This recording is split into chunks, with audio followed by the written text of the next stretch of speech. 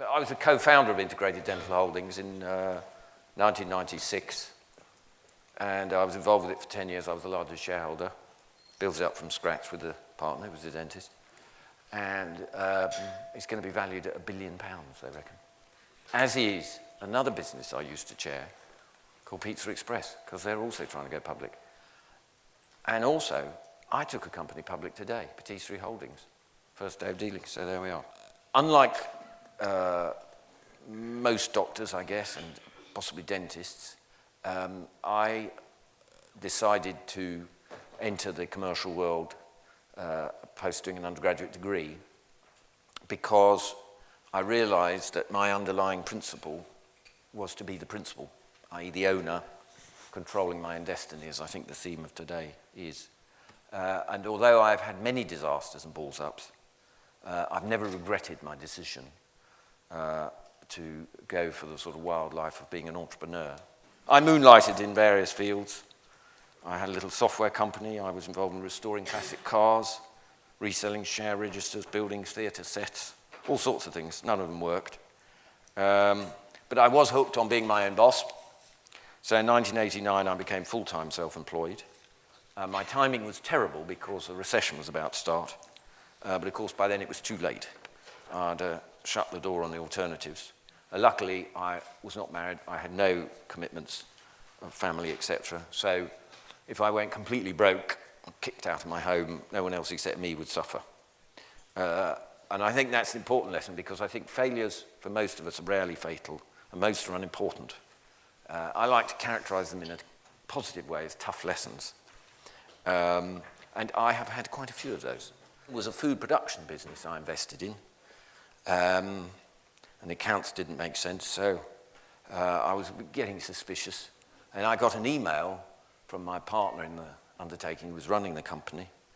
And he said, "Dear Luke, I'm sorry, I'm going to have to step down from running the business because I'm both an alcoholic and addicted to cocaine." So that was the end of that. And then, more substantially actually, a few years ago I thought I could turn around the bookshop trade. So I bought an ailing chain called Borders, thinking like King Canute I could stop the tide and compete with Amazon and the supermarkets. And I thought I bought the business terribly cheap, big discount, forget e-books, but I was completely wrong. The structural problems were so profound, my plans were doomed from day one. So I just wanted to let you know about a few of my disasters. But I keep pressing on because I think for freedom and independence, entrepreneurship is impossible to beat. But the sector I like the most has been restaurants. So in 1993, my life turned around when I took control with partners of Pizza Express. It was then a fabulous brand, but tiny compared to how it was now. It had a dozen branches, a few franchises. It had suffered in the recession of the early 90s and it made its first loss, and that's why it was available. So my partners and I, we bought it, which itself was a bit of a miracle because at the time I was a 30-year-old with an overdraft. But I guess we had a lot of confidence. Somehow we convinced people to back us, and we had a plan. Within a year, we took it public. The shares rose 25-fold during the 90s when I was involved. We took the number of restaurants to over 200. We bought back all the franchises. And so I have become firmly of the view that you must take the plunge in life rather than live a life of regrets if you have the inclination, if you feel you are a risk taker. It's about the freedom and independence, and it's about controlling their own destiny. A sense of optimism is essential. Cynics and pessimists need not apply. I like being part of a team. I think it spreads the responsibility, makes the journey more fun and less selfish. The single most important factor that influences entrepreneurship are role models, i.e. your parents, your friends, your faculty, your colleagues, an uncle and aunt, an older sibling, people like that close to home. Because I think if one sees someone you know who doesn't feel the need to get a job, but instead create their own job, then I think that gives you inspiration in life and the idea that taking risks is worth it. Execution matters a great deal more than theory. I think most of us, when we start in business, think it's the idea that matters. Wrong. Any of you could write a great business plan. That's not so important. Very few can carry out a great business plan. So strategists don't really matter. What you want are people who can get business done. Entrepreneurs, like doctors and dentists, work hard. It's not the life for get rich quick. Indeed, quite a lot of entrepreneurs earn less than they could working for someone else, but they work for themselves, and that's what matters. I mean, they make sacrifices. I didn't start a family till I was in my 40s. Maybe that's because no one would marry me, but it was also because I was deliberately, deferred gratification, you could argue, is what enterprise is all about. All my returns in life have come from the big winners. You can have lots of flops and failures and disasters, as long as you don't give a personal guarantee, ever, for anything, you'll probably be all right. Because the point about equity investing, which is what everyone who runs a business does, is your downside is only what you've invested. Your upside could be infinite. It could be 1,000-fold. The most impressive firms I've ever worked with or been involved with have adopted a philosophy, even though they never use this phrase, of what the Japanese call kaizen, which is a management philosophy of endless small incremental improvements, normally from the bottom up, rather than giant transformational change. Lots of small things, normally suggested from the front line. And I think this business, Pizza Express, my partner, my CEO, gets 20 times the money of our lowest paid staff, which is, I think, at the top of the ratio it should be. I think these people in companies like WPP or wherever, where they get 500 times the amount of money that the basic staff get, A, they're not worth it, and B, it's bad for capitalism. Entrepreneurs really matter. I don't just mean because they can do well. I mean they create the majority of the new private sector jobs, and all the surveys show that what more people want than anything else around the world is a good job. I actually applied to come to King's College when I was thinking of coming to university here. Ended up going to school in the States. But some of my best friends went here, and so to be back to speak is indeed a huge honor for me. Being an entrepreneur is really, really fun. And so have the confidence in yourself to give it a go. I come from an entrepreneurial family in India. We grew up comfortable, but unsettled. And unsettled really because I was one of those guys growing up who found things around me very interesting. And in India, we got 3 months off in the summer to travel, and my parents said they were going to try and show us as much of the world as possible. So we went off on this journey, and I wanted to find a way to share what I had seen with my friends when I came back to India. And this was before Facebook and Twitter and Instagram, where you could show people what you're doing and what you're eating. And so I thought the way that I would do that is to collect the tickets, the baggage tags that they give you when you check in at the airport, the ones that you put on your hand luggage. And I thought if I start collecting these, by the time I go back home, I'll have a pretty cool collection to remember this travel. And so as we started traveling, I started to collect these airline stickers. I put them in a diary, and I took them to school to show my friends. And, much to my amazement, and it gave me great happiness, but they were interested to see my stickers, but they were also interested to own some of my stickers. And so in exchange for them doing my homework, sometimes in exchange for getting a bit of lunch off of them, or indeed sometimes in exchange for some money, I traded and sold and bought some of these stickers. And over the next couple of years, this fad didn't last forever, but for a couple of years, as my friends traveled, they would bring it. We developed this marketplace for trading airline stickers.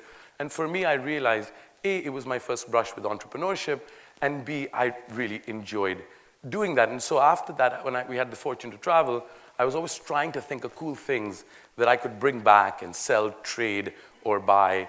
I then went off to college in America, and I was a pretty independent guy. I left home when I was 14, first came to England, and then went off to America. And I remember my first day, I flew from India to New York, took a bus up to Ithaca, New York, where I went to school at Cornell. And as I was getting my stuff off the bus, I noticed all these parents were dropping their children off at school.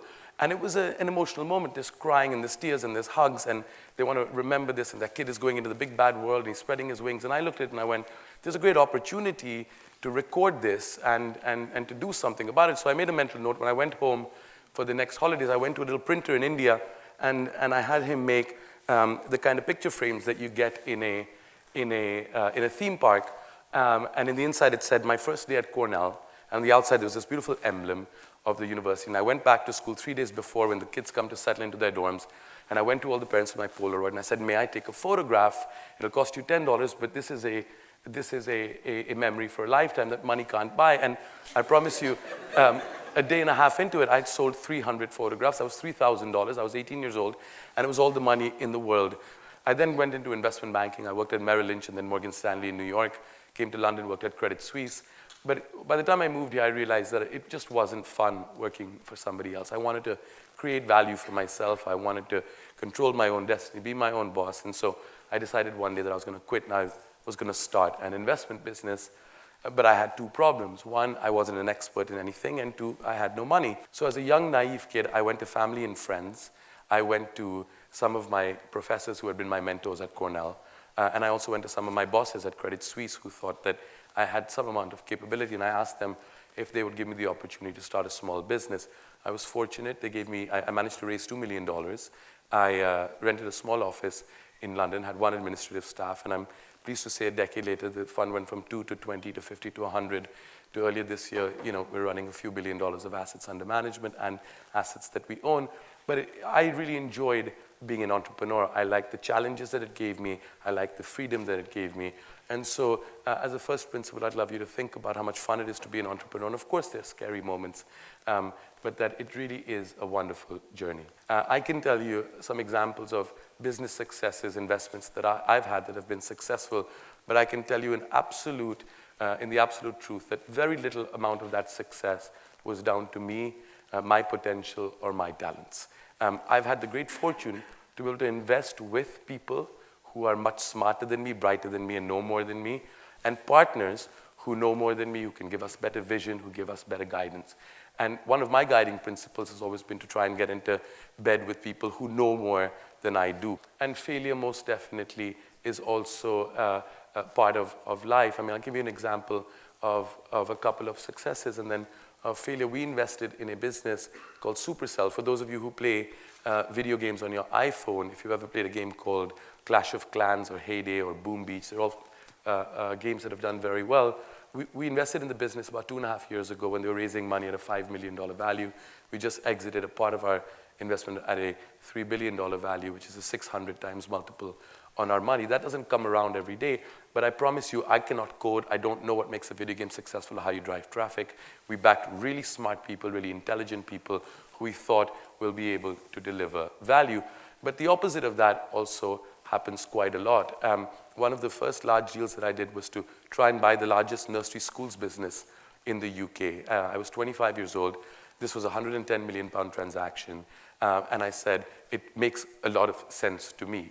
I like the nursery schools business. It was asset-backed. Of the 113 schools that we had, 75 of them, we owned the real estate, gave us a bit of surety. Also, I like how that business works. If a recession hits, mom and dad first stop eating out, then they stop going to the movies, then they stop buying clothes, but they don't really pull their kid out of school. And I liked how that demographic worked. And I said, this is good stability. We can do well. We managed to raise the money. I took on a partner. 2 years in, we had double profit of the business, but I wake up one morning and our partner was bankrupt. He was in administration. This was a £3 billion UK-based real estate company, and we woke up in the morning and they were in administration. Everything seemed okay, but life had dealt us a pretty shitty hand, and you can't always control that. For me, it was devastating. I was a young boy. I had put quite a lot of my investors' faith and their money in this, and I thought it was the end of the world, which for a period of time, it most definitely was. But part of our journey as being entrepreneurs is that we will, along the way, have failures. And failures not just in terms of the things that you do invest in that go bad, but I would say in the things that you don't invest in or that you forget to invest in. An idea that you may have that you think about, and a year from now you find somebody else is doing it. For me, that's a failure because you haven't executed. I had the ability to invest in Beats headphones. I don't know if you guys have seen the beautiful Beats headphones that Dr. Dre does. I had the ability a couple of years ago to invest in that and didn't believe in the market for headphones. I never thought it could be successful. And if you've seen the news, Apple is rumored to buy them for $3 billion. I look at that as a failure, as a missed opportunity. We've recently invested in a new set of headphones with Drake, the rapper, who I believe is a huge influencer in our time. And I hope that we can recover that. But sometimes missed opportunities are also failures. But that, I guess, is part of life. It's part of our journey, and it's part of the growth process, because I can guarantee you, you'll learn more from a failure than you will from any success. If and when you decide what you're going to do, fall deeply, madly, and truly in love with it. My latest venture is a business called Hope. It is a construction materials business, so it's not a very sexy business. We're the first new entrant into this business for the last 10 years. In the last decade, nobody's entered this space. And so people say to me, can you be entrepreneurial? Can you be dynamic in an industry that's so old? I think that's the exact reason I can be entrepreneurial and dynamic, because there hasn't been the kind of dynamism that I believe the industry deserves. I have 72 senior managers. Each one of my senior managers is, his year-end bonus is an equation of how the financial performance of the company is. That's 50%. The other 50% is how entrepreneurial were they that year. At the beginning of each year, they have to tell us one revenue-generating idea and one cost-saving idea. It's not the success of the idea that bases whether they get paid their bonus, but it's the execution and trying. And many years from now, you may pick up the paper and you may read something good about Hope Construction Materials. And if you do, I'll be very proud. And if you don't, I can guarantee you it won't be for a lack of us trying. For me, there was no better job for most of my life until recently, on a parallel, than working with Kenny Everett, and somebody who was not stifled by other people's limitations. And that's, to me, what being an entrepreneur is. As everyone else has said here, don't be frightened. There's nothing to be frightened of, and you do have to be throbbingly passionate, as I have found, to get any success in something that you want to bring on yourself. I've produced television programs, I've written television programs, I've produced plays.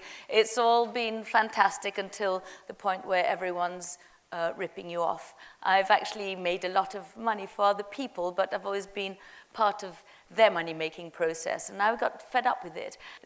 Wherever I go, I look for a solution. The problems are always there, and I acknowledge the problems, and I assess them, but it's really important to look for the solutions. And sometimes you can find a lot of people around you be really miserable and moany, because actually they're quite lazy, and they would rather be failing with somebody like yourselves, fabulous along their side, so that they don't feel so bad about it. So what happened to me was, as a student, I had tried tequila and had the most team of paramedics, sort of what I can remember as nearly a near-death experience. It was so horrific. It was so awful, and I thought that I was never going to be able to feel normal again, and I never had it after that. Until about 12, 14 years ago, when I was in Mexico, and I saw this really fabulous lady sitting by a pool, and she had sort of wafting chiffon, and she was on the phone, and she was sipping this thing, and she was writing, and she was laughing campily, and I thought, wow, she must be the editor of Mexican Vogue or something, and she's having such a fabulous time all by herself. So I asked the waiter what she was drinking, and he said, she's drinking tequila. And a mixed tequila, which is what most of us have all had, is 51% agave. The tequila is made from the agave plant, so it's 51% agave. The rest are sugarcane-based industrial chemicals and alcohols and chemicals. So it is a headache on a stick. So once I discovered this, I started to explore tequila, and it was great news, because you could go out and party and feel fabulous the next day if you just stuck to the pure and good. When I say pure, I don't mean 100% alcohol. I just mean very, very clean alcohol. So I started to investigate tequila, and I started to help some small boutique brands bring their products over to England. It wasn't even a business. It was out of passion, and I wanted to learn what I could learn about it. And I started to make connections and get these small brands into Harvey Nichols and various restaurants and things. The Mexican tequila industry had given me this huge award for my knowledge and promotion of the good tequila. So I went to Mexico, and I spent 10 months with a master blender creating the tequila that I couldn't find. And the tequila that I couldn't find was a very high quality tequila, but extremely affordable. because when you taste something good, you just don't want one and you want to share it with your friends. The bottle was chosen by the bartender, so it's a really simple bottle. I didn't want it to look like any other tequila, because tequila, when you mention tequila, most of their flesh ruches and the bottles are really scary, looking like sort of dead old men that are really going to get you. And I wanted my tequila not to look anything like a tequila. I wanted it to look like the experience you really have, like the first day of your holiday, feeling like the favorite version of yourself. Everything is from passion, and everything to do with my product is passionate. Of course, I loved it, my friends loved it, or said they loved it, but the real test was to enter it into as many competitions as I could, and I did. I entered it into as many competitions and just held my breath. In the end, I couldn't wait any longer, and I phoned them and I said, excuse me, but I sent my tequila in a few weeks ago, and I see you're reviewing other people's tequila, but I just wondered if you actually tasted mine, and you know, if you might remember, and if you had any comments. And the guy said, oh, AquaRiva looks at you and said, well, actually, I'm really sorry that we haven't contacted you before now, but actually it's just made it through to the finals and it's been awarded best of the best. So for me, oh, thank you. No, thank you. Oh, thank you. It is passion. I couldn't do this. I love, don't expect a holiday. You know, to me, holidays are for people who aren't doing anything interesting. You know, don't expect a holiday, but the highs, the joy, you're so alive when it's happening. It's such a buzz. The other thing is cash flow, which is what I'm going through at the moment a bit. Banks pretend that they're going to be friendly. I wish quite often I didn't have to deal with them, but I've sort of nailed the needs of HSBC to keeping the word of helping a small business, and actually they've been ended up being, you know, helpful when I really badly needed it. So that's one good thing. So actually, if you really persevere, they will help you. I've got the first clients for the tequila when I suddenly realized I'd fought everything I'd fought for, everything I paid for. I suddenly had 14,200 bottles, a huge container of tequila arriving from Mexico, because it's cheaper to buy a container than small. And I intended it was going to be a success, so I thought I'm not going to get a small amount. I've got one shot at this. I'll get a container. And then suddenly I thought, what the hell am I going to do with 14,200 bottles? And I saw that Virgin was opening a line to Mexico, a route to Mexico, to Cancun. So I phoned up the Virgin office. I said, please, will you see me? You must be thinking about having a tequila somewhere. Please, will you see me? Will you just let me come in and show you? Just let me come in. What's the worst that can happen? So they did. And they took it on immediately. They loved the story. They loved the fact that I was directly involved with it, and always am. I have my business partners in the audience. There are two of us, and that's it. There's some big companies who really still do have a passion, still do have an understanding for what it feels like to launch a business, and they still do want to help. So to me, if the telephone's there, I'm never off it. I'm on calling everyone the whole time, because you can never open enough doors. Do it. If you're even half thinking about it, do it. You've got nothing to lose. I just wanted to ask, I know you have background in TV and sort of like that industry. Would you say that played a role, or did it help in terms of when engaging like the likes of Waitrose, them knowing who you are, your background, which it actually helped? In a strange way, quite often, people are thinking, they would say, what are you doing, you know, with an alcohol? So sometimes I had to work twice as hard, because that's what I needed to get my product out there. So it wasn't me. So I didn't know if people were just going to shut the door on me because I had just a background in television. So sometimes I had to work twice as hard. Other times, people would see me out of curiosity to see and so it worked both ways. But to me, if you have a great product, then you create people wanting it, and they bypass me altogether. The idea is for me to be bypassed altogether. So I'm here to really just show people, once people know my product, then I've done my job. How do you know when to sell up your business? Is there like a catalyst or something in print that tells you? Generally speaking, I've had to sell businesses because I've had partners who, I might control them, but my partners are in a different financial position to me and they wanted to realise some capital and pay off mortgages or whatever. I've quite often been a reluctant seller, and I would have held on for longer. And I've definitely sold many things too early. And actually, one of the reasons we went public with the business today is because I'm not selling. So I've only sold a tiny amount of my shares.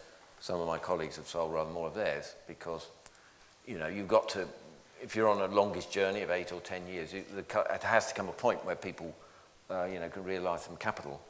I think it's about, as I said, patient money, and about, keeping going. How do you define passion? Is it something you have it or not? And can you develop it, and how? I think the whole passion thing's overrated. Because I think things like actually carrying out business, having the money, the right team, passion's good, but it's not the single most important thing. Amit? I think passion is extraordinarily important. For me, passion is the difference between when you pull a 100-hour week and it doesn't feel like work. It's because there's passion and there's desire. And so, for me, I find that the businesses that give me the most amount of gratification are those that, I kind of fall in love with and that I am passionate about. And so, I guess, as we are all individual, for me, it matters immensely. Cleo? For me too, and maybe in all, obviously, I'm very lucky that I have a great business partner, and also it's like a figure eight. I'm really good at what I do, he's really good at what he does, and it sort of meets in the middle, which is the nucleus of and the power for the product. But for me, passion is key, because it's like a happy disease as well. I think once you can invigorate and ignite people to feel, not everyone feels passionate all the time too, and it's such a great feeling, but it's also, for me, it's a conduit to be able to get the message across, and also, as Luke said, to put together a good team. And I think probably your team passionate about working with you. You're a very humble man, but... Yes, I think I've met a lot of entrepreneurs over the years, and a lot of them have been passionate, but that doesn't by any means guarantee success.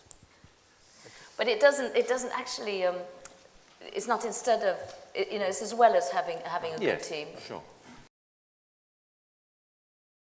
Well, for me, it was a new experience. I haven't done much of this, but I loved it. I thought it was great. I thought that it was a really interested and excited audience. It's fantastic.